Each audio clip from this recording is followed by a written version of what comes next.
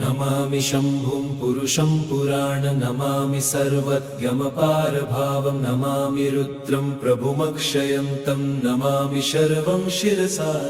नमामि देवं परमव्ययम् उमापतिं लोकगुरुं नमामि दारिद्र्यविदारणं नमामि रोगापहरणं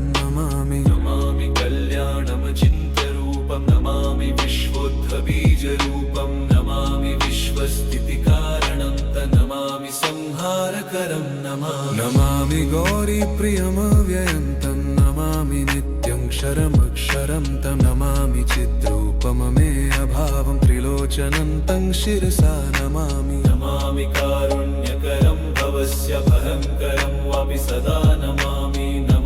दातारं दीप्सितान नमामि नमामि वेदत्रयलोचनं तं नमामि मूर्तित्रयवर्जितं तं नमामि पुण्यं सदसद्व्यातितं नमामि तं पापहरं नमामि विश्वसहितेररद्द नमामि रूपाणि बहूनि धत्ते यो विश्वगोप्ता सदसत्प्रणेत नमामि तं विश्वपतिं नमामि यज्ञेश्वरं सम्प्रति हव्यकव्यं तथागतिं लोकसदाशिवो यः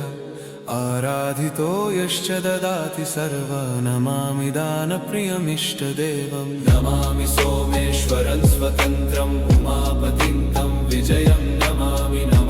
विघ्नेश्वरनन्दिनाथं पुत्रप्रियं तं शिरसा